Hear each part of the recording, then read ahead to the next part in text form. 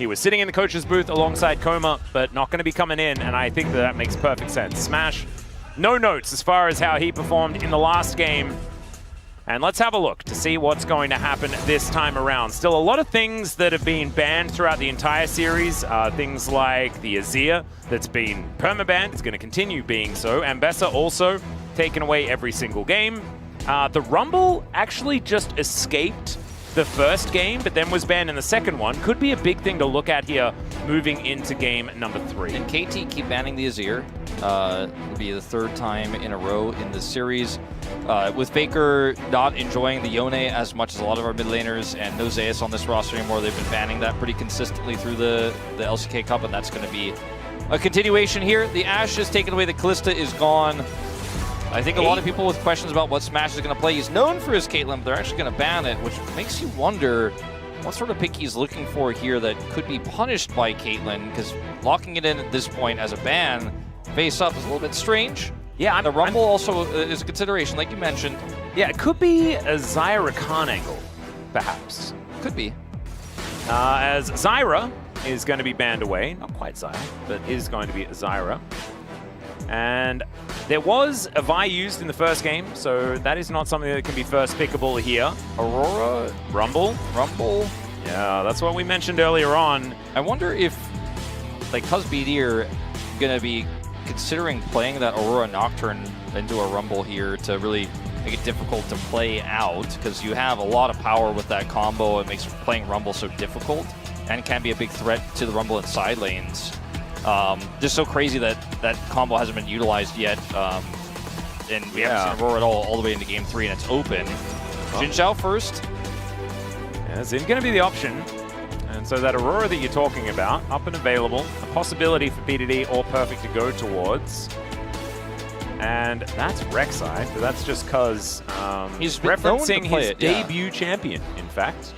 Got a quadra kill in that game. It was very cool back in 2018, 2017? I think. Yeah. Ambessa, she's the one that snuck through as well. And so Cuz looking likely to lock that one in, and there it goes. That is going to be top lane, though. No ambiguity there, given the fact that we do have a Xin Zhao. So BDD going to be needed to play some AP.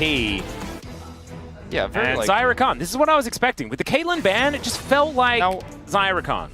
If there's a Zyra in the game and you need magic damage, you could play Kennen in the top lane.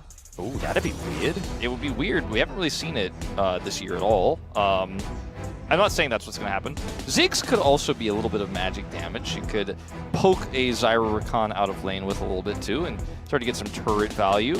Yeah. Pretty good value for Zyra's ultimate into the Ziggs ultimate if you can time it well, but there are other problems you're going to have to deal with if that's what you're ulting. I like the Ziggs here. I don't mind it. And also works out in the lane as well. You sort of just bypass it and you're not too worried. And so that is going to be the lock-in here. BDD could also theoretically be playing it. It is somewhat flexible, but it's likely that that one's heading towards the bottom side of the map. No Leona to pair with it.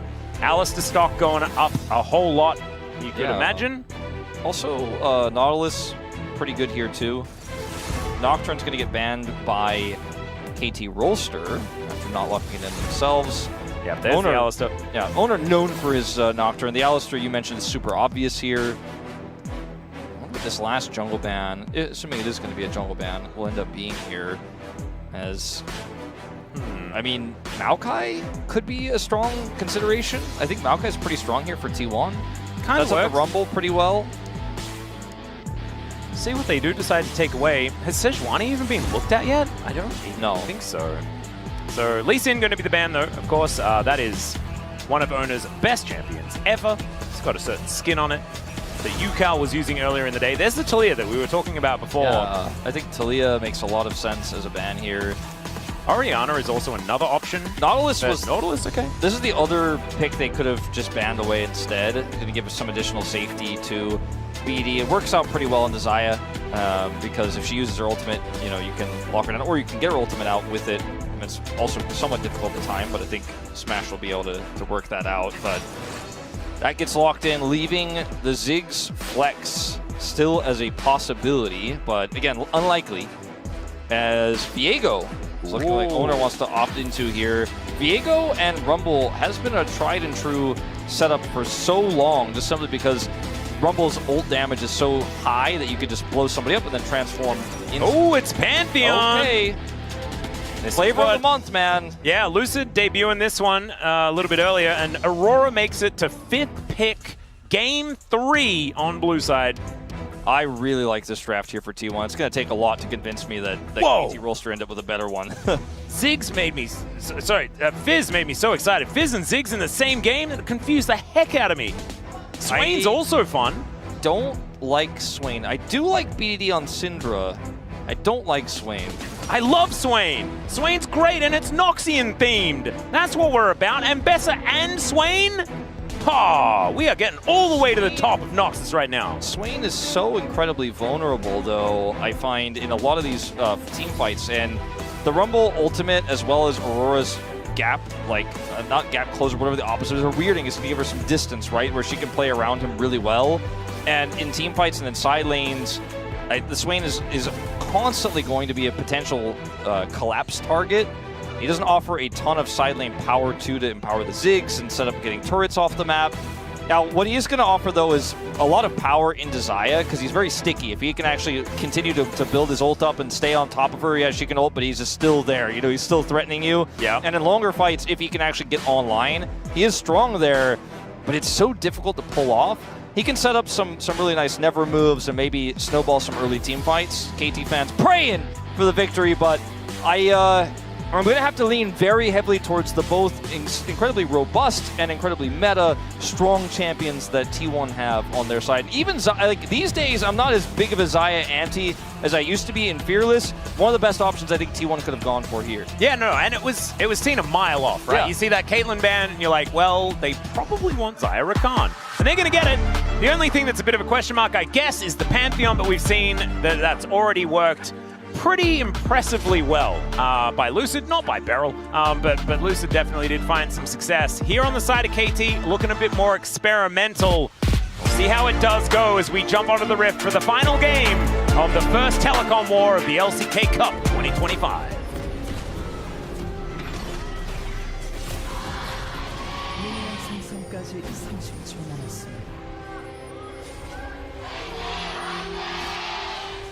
All right, KT fans pretty loud here. Xin Zhao actually really like that Xin Zhao skin because it matches Ambessa and her theme. So the top jungle synergy working out well here for KT.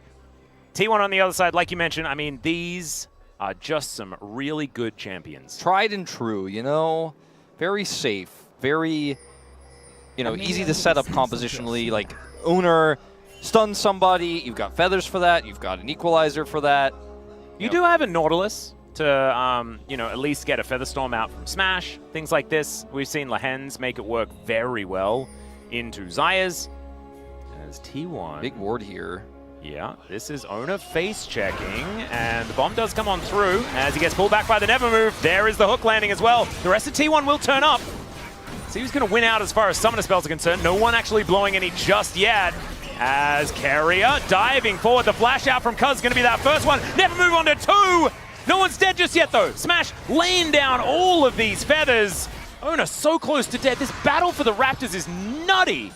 As Keria's going to get hooked, but unable to get pulled through, and BDD doesn't find that never move. We're 2 minutes in. I mean, minions are clashing in mid, so some of these low health bars are really going to hurt. The fact that Oner has to back here and took his shield at level 1 is really going to slow down his clear massively. I mean, you can't really even overstate how bad of a position this is. And also a never move's going to land here onto Faker as well. Level 1 is Wei. Oh yeah, Wei going to have to flash that one. Oh no, it's game 1 all over again. Unacceptable. Absolute disaster. Man. Like, that's a facepalm. Well, we'll have to see what led up to it, but I imagine the news is still not going to be good. As thankfully Dr. Arm can farm from a really long way away. Man, maybe it's something about the top lane start for Wei that really doesn't work out. It's into turret range. It's just that simple. Could have just continued to zone and threaten hooks. You know, you don't always have to hook. You can just stand menacingly, and when they come out of turret range, then hook them or make them lose experience. Yeah. Instead, you made him lose, or made him gain 400 gold. And a feat of strength. And giving it over to the AD carry, which didn't work out so well in game number 1 either. So a little bit of a disaster here for KT to start things off. Not as bad as it was last time, because Dr. is still there and still able to farm from a really long way away. You can see using these bouncing bombs quite nicely. Has elected to go for the pool party skin, which is by far the best. So he knows what he's doing. Perfect trying to go aggressive here onto Doran, who's about to overheat, but doesn't actually. And Perfect not going to be able to get that last minion, but that is absolutely fine. And so Wei needs to chill just a little bit here. You can see, yeah, a little bit of a crying bee. So he knows what he's done. See whether he can redeem himself as this game goes on. This is not as bad of a situation as it is from game 1, because like you said, Ziggs can farm pretty comfortably. It's just not the start to the lane that you wanted. Like, they had a good start where it's like, aha, we have nice prio, we're going to zone you out of, oh, okay, everything we were trying to do with this early lane is now gone. But it's not like the Ziggs is out of the game, but you lost part of your really big win in the draft, where, okay, they went Zyra Rakan, we go Ziggs, we get a nice edge here, follow the lane swap, everything's great, oops. And now we are like, okay, well, Ziggs will still be relevant, and they got first blood, but it's okay. Ooh, perfect. Dashing around, doing some Ambessa things. But it's just both of them staying on pretty similar health totals. Both of them beaten through both their potions, but Perfect does have a biscuit still available. It's crazy to watch an actual like top lane matchup though. Like, we don't see those too often. I know, and it's in the bottom lane. Yeah. Same with the 2v2 top side. We almost got to watch it, but not really. No. Teleport here from Doran. BDD's laning really well against the Aurora. I thought this was going to be a matchup that, not that he was going to struggle in, but it was going to be tough to really have any sort of control in. But the level 1 gave him a little bit of extra edge. Yep. Stacking.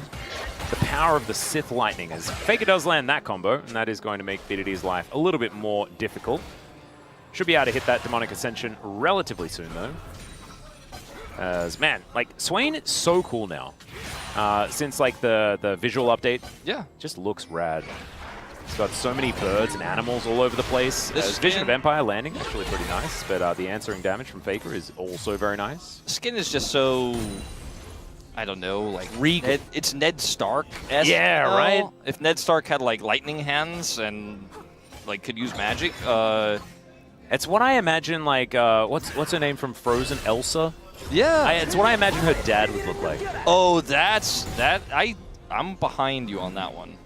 I don't know if her dad is like in the second movie or anything, like in a flashback. I don't actually know. I only saw the first one. Yeah, sorry. I don't remember the second one, but I imagine. Like, yeah. I've been burned by so many sequels, Atlas, across the last few years that, like, as much as I loved Frozen, I thought it was one of the coolest movies I'd seen at the time when it came out. I was like, wow, like, they still got it. I was like, nah, I'm not watching 2, man. There's no way.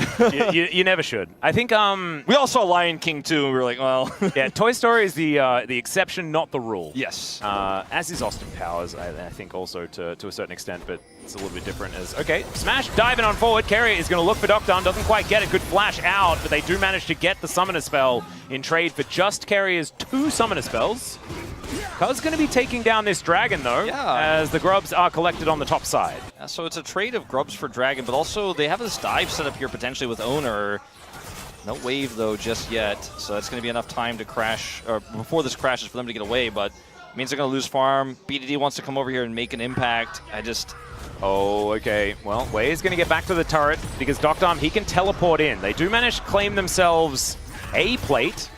As Wei now wanting to create some space here. Vision of Empire gets some information about where Smash isn't.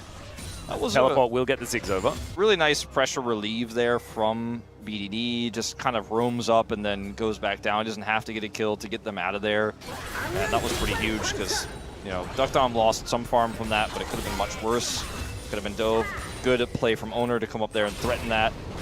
Pulls BDD out of the lane, relieves some pressure from Faker, but I think it was the right call from BDD. Just good League of Legends all around here in that moment. Actually just a much slower start than what we've seen. I mean, the chaos does tend to happen a little bit later on between these 2 squads. So we'll just have to see. Right now, it is First Blood going over to T1 very early as Wei had his little moment. See who manages to get that first turret blood and who gets these objectives. So far, it's a trade 1-for-1. Dragons being the priority for KT. T1 being able to get towards those grubs. I wonder whether KT will put a little bit more priority on denying 6 grubs, because I think so. We've seen like some teams just don't care. Other teams put a lot of priority on it. I feel like it has been very valuable though, especially if you do have this Ambessa that wants to be in side lanes, things like this. What I'm concerned about with KT for objectives is, sure, they got the first dragon, but this Ziggs is really behind the 8-ball. He's significantly behind on farm. Obviously, the first blood going over to Smash isn't going to help his gold deficit either. And unlike Xinzhao, Oner can be kind of anywhere with his Starfall. So, you know, T1 can threaten to trade an objective and then actually collapse really quickly. They can look like they're outnumbered. They can find any sort of flank angle they want to. If Duckdom thinks he's safe in the backline, he's really not. You know, so much flexibility in T1's composition. Even Smash can play aggressively because he's Xayah, and he can get out of dodge if he needs to, and then Oner can ult in, peel for him. There's a lot of really cool ways that T1 can teamfight around these early objectives. And the Ziggs isn't going to be as relevant in those fights early as the Xayah is. And Keria maybe set something up here. Now, Cuz is nearby. They've got a control ward. And Cuz being close means that we might not see that grand Starfall like you were talking about. The man drop from Oner. Of course, has just come online. Range isn't exactly that massive, but I think he would have been close enough, quickly enough. But with Cuz in the area, not going to be happening. Faker going to be able to grab his first plate as Wei comes in and isn't able to secure that minion, unfortunately. As now we've got Drake spawning in 1.5 minutes, but it is the grubs that are on people's minds, or at least hopefully they are, as we might get our first skirmish of the game with multiple people outside of that level 1, which was crazy. Yeah, I was going to say, I think that one was really the first, but yeah, nobody really ended up getting a huge advantage out of that. Small advantage for KT, but it didn't lead to anything, especially with what happened with Wei moments later. As we see a group towards the top side. Cuz, on the other hand, looking like he maybe wanted to try to punish this Rumble, but Doran does have teleport, will be able to join. Perfect can say the same thing. Oner can come in at kind of any angle now that he's post 6 for the second grub fight, so this is a very, very tricky fight to play out for KT. Swain is strong in these early skirmishes as long as he can run his ult, but that's always the question, isn't it, with Swain? Perfect is really having to play defensively. You can see the amount of vision that T1 has in this bottom lane is kind of nutty. Doran going to cancel his back as the grubs do spawn. Means he won't be able to reset in time to get over here if they do want to fight this. Equalizer could be important as Wind becomes lightning, not going to connect. Neither does the Never Move, but the hook is going to be there. They do get on top of Keria, who does get the quickness off. Smash taking a lot of damage. Grand Starfall does bring him in. The Demon Flare available for VDD is Cuz staying alive for so long. Doesn't have flash though, so he is going to die. VDD just trying to do his best to get a kill anywhere, and it straight up doesn't work. That was a complete collapse from KT, and T1 should be able to grab themselves some extra grubs. I mean, Keria just totally baited them as well. Like, he's just standing there making it look like he's made a mistake, and he actually sets up with the fake out into the re-engage there from Oner. So beautifully, pops his ult as well. Even going to get a Demolish proc on the mid-turret and then go with his Lover's Duel back to base. Areas, you know, he's definitely feeling very good about himself here in this third and final game. It's a 4-0 now. As look at this, Keria dodges the hook, but he's just still standing here like, oh yeah, engage on me, I might be vulnerable, I'm definitely not a slippery Rakan, they can get out of almost any situation.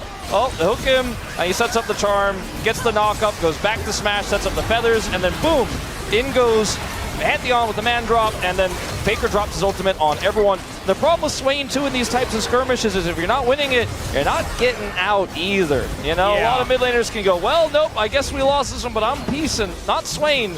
2 kills go to the Pantheon there in this exchange. Keria, great positioning there, great punish. Smash following up well, Oner following up well, and KT, 5 grubs given over to T1.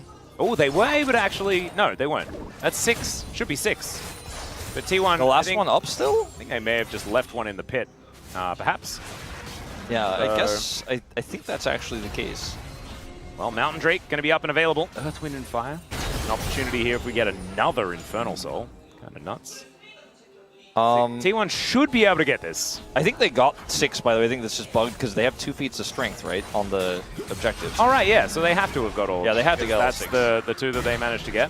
This is going to be feats of strength if they do manage to secure this. KT have information.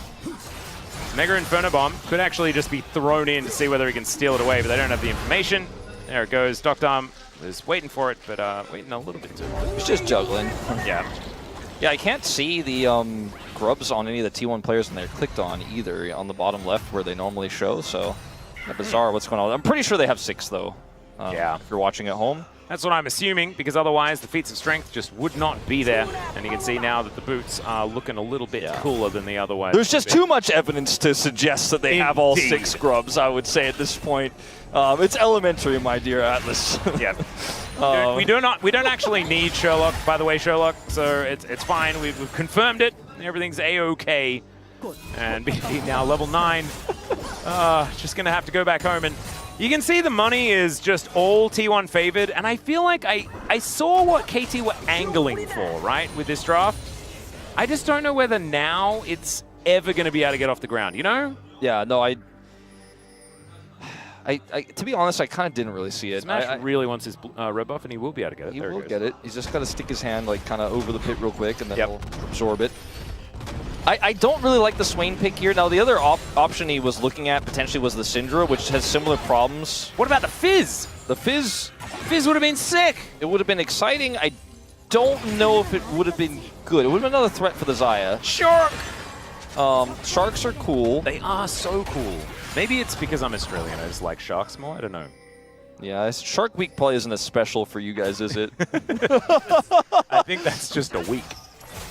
Yeah, but you know, like in America, there's this thing where it's like, it's Shark Week. It's definitely not a marketing scheme to get people to watch more Discovery Channel. But like in Australia, you guys are like, it's Shark Week every week. Are you in a coastal city? And in fact, most of them tend to be, as it turns out. I wouldn't be surprised if there was like sharks in the desert in the center. With laser beams on their heads like Austin Powers. I thought it was like Dune, you know, where they're just swimming around in the sand, kind of like Rek'Sai.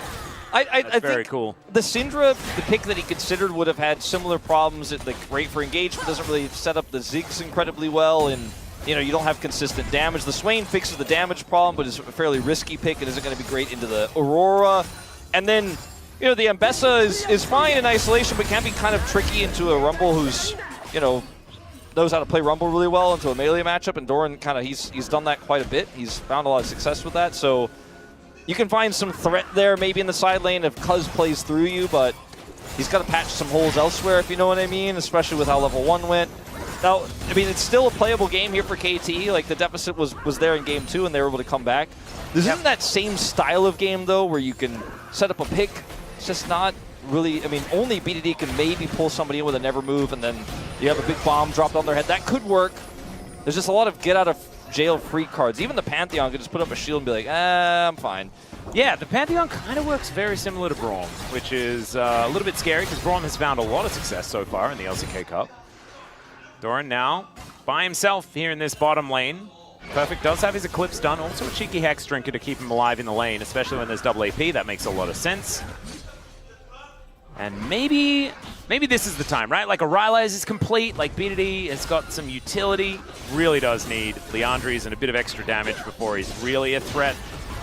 But he's in the top lane. Faker is moving down.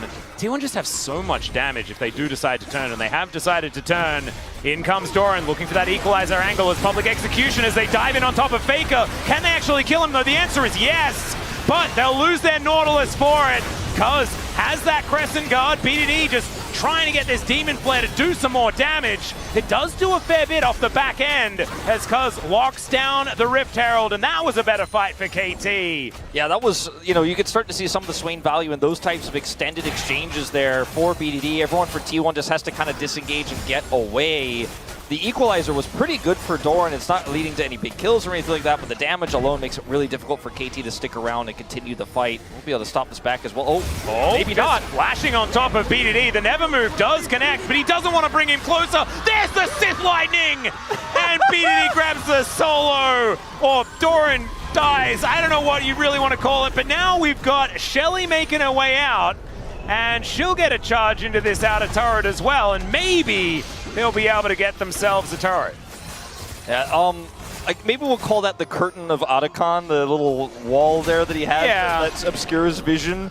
You know, he didn't know, and he was like, I've got the element of surprise, and BDD was like, I'm Swain though, and you don't quite have enough damage there, and the never move connects, so he's just waiting for a little bit more Spirit Fingers, and the Spirit Fingers were deadly in that one. All right, so watch Faker get engaged on here. The Pantheon ult actually puts Oner in a really awkward spot. He's like, I want to get ducked on, I can't quite get access. By the time he comes in, a lot of damage has been done. The equalizer, like I mentioned, really makes it tough for KT to continue to further chase in because everyone took a lot of damage from it. A little bit of a disjointed fight for KT or for T1. Remember here, BDD's first person. Yeah. Got him. Not too bad. Self-healing of the Swain certainly working out here, and that was through Oblivion Orb as well. This is kind of nutty. Now he's got himself a lost chapter. We'll see what BDD is going to be building here on this Swain. I do love Leandri's. I hope he does collect it. But wanting to have a bit of added mana, I guess.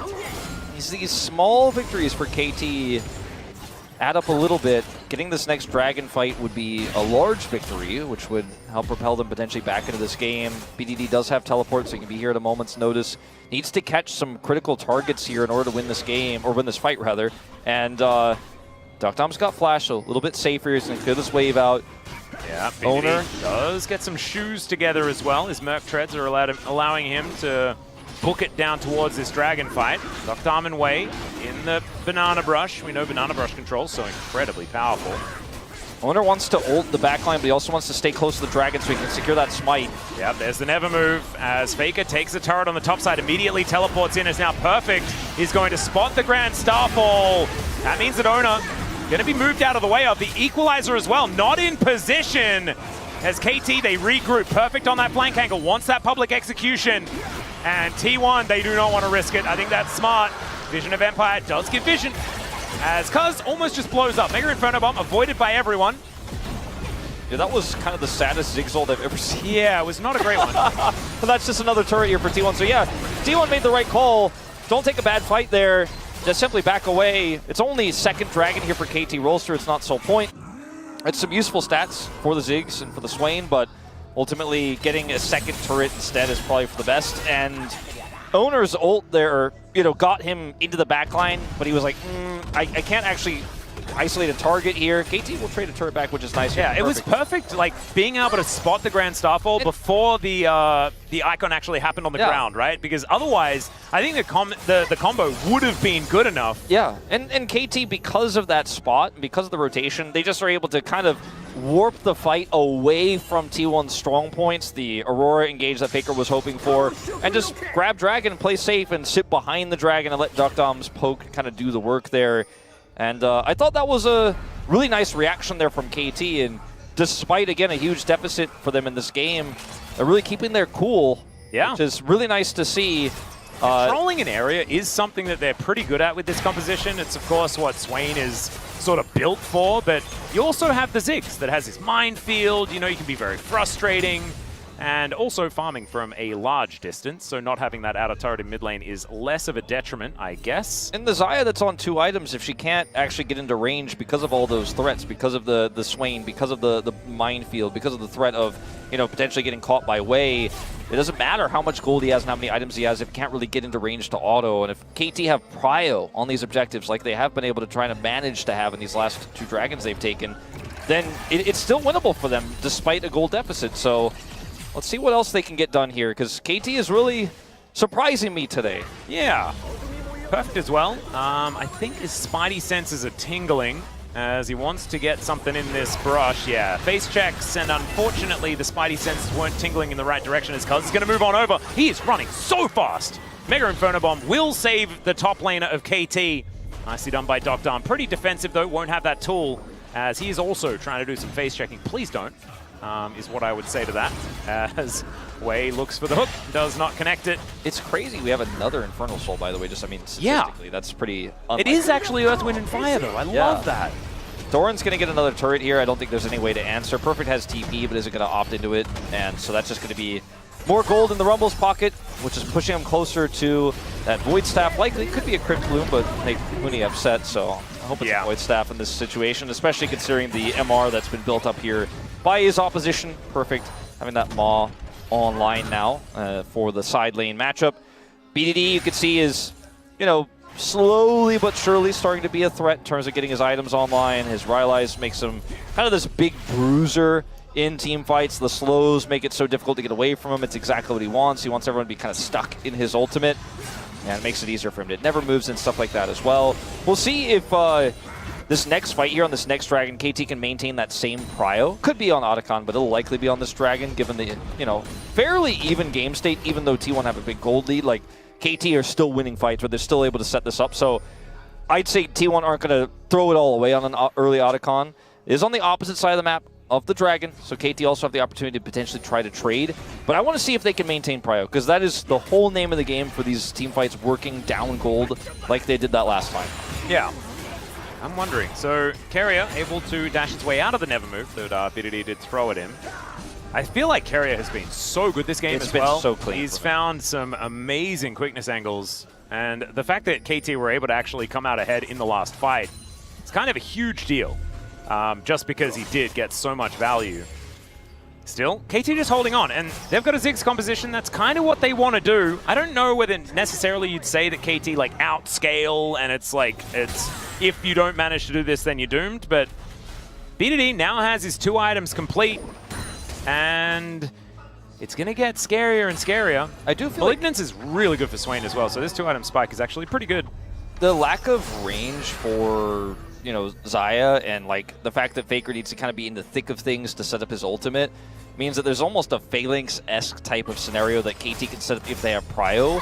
And so I think that down 4,000 gold, they have like 4,000 gold worth of positional advantages and team fight advantages if they can get that prio like they did on the last dragon, and T1 are just not going to mess with that. You know, they're not going to take a bad fight, so they'll try to find gold elsewhere like they did with those turrets last time around. If it's KT having to get to the fight second and show up, their engages aren't necessarily as robust. They're more strong defensively. Oh, Wei is going to find Oner here. Just puts up the door, or the shield. And Cuz is going to go in. Doran not going to overcommit to this one, or is he? Equalizer goes down. It's onto BDD and Cuz, and now Keria looks for the opportunity, gets into that back line. The Ziggs explodes. The entire bottom lane is just already dead. BDD doing a fair bit of work, but it is not enough. Cuz trying to stay alive. The flash does not work. And T1 will wipe the floor with KT. Yeah, you know, there's very rarely when you make a color point where you're like, I don't know if they should ever really be the ones to attack when they don't know what's going on. It's very rarely a more picturesque example of something and then it happens right afterwards, because Oner looks like he's getting caught here. Look at how difficult it is to even kill him with this composition for KT. Unfortunately, there's a wraparound happening, right? They've now put themselves in no man's land. They're now not able to set up that Phalanx because they're being attacked from all angles, and it's a really nice fall from Oner and Keria. Otacon is being taken in live by T1 after this wipe, and like I mentioned before, yeah, BDD, he stays in the thick of things for a long time. He's very difficult to kill, but as they kind of front to back this, as the rest of the team gets peeled apart, he can't get out. You know, he's opted in, he's locked into the fight, he cannot escape, he cannot get away. And now it's a 9,000 gold lead, plus Otacon, plus Baron. Yeah, this game is all but over here, as BDD does find a nice never move. Doran's teleported back, though. BDD's going to have to try and hold on to this inner turret, and I just think that it is not going to work. Dr. I'm going to turn up with Baroned up minions. They do survive for a whole lot longer than they have any right to, as now BDD is just going to get ulted by Faker. Doesn't quite find the combo, as the equalizer is also a little bit weird when there is a flash up and available. Keria just going in because he can. I mean, Keria is teaching KT Rolster a lesson. Yeah. Like with some of these baits he's set up, some of these moments where it looks like he's caught, and he's like, no, you're locked in here with me. And it was so face up as well. They managed to get it, you know, second round on blue side. Oh man, I do think that this draft, it's beautiful from T1, not gonna lie, but it is pretty telegraphed. And KT thought they had an answer, but it's just looking like it really is not. They're going to hold on here. If they can hold on for 90 more seconds without losing an inhibitor, maybe they'll get another fight. The problem is that this dragon is up too, and T1 just have so many different options. And there's no risk really because they have wings, you know? They're sitting here going, well, yeah, no, if you want to try to collapse on us, if you kill someone in the side, like that doesn't matter. can you win a dragon fight against us? We have, you know, the ability to just rejoin. Like, you can't win a dragon fight because we have Baron buff also. Like, there's just no losing. There's another equalizer that comes down as Dr. Arm is going to flash into Faker and just pop like a balloon. Faker just bouncing around his ultimate, looking absolutely cool while he does so. And T1, they just kill 3. And they're able to move even further forward. Perfect has decided that he just wants to try and take whatever they can. But I think he's going to be required back home because there is an invasion as T1 look to take down their first inhibitor of the game. And look for even more. Maybe they're just done with this game as Doran is just flashing on top of BDD, who just dies. Oh my god, Perfect. Maybe he shouldn't have come home. Maybe he should have actually stayed in the top lane because this game is over. Nexus Turret 1 is going to go down. Nexus Turret 2 is surely to follow. And Wei, yeah, he spent a little bit of time outside of the fountain, but I think he wants back in. Please end his misery, and T1 will acquiesce.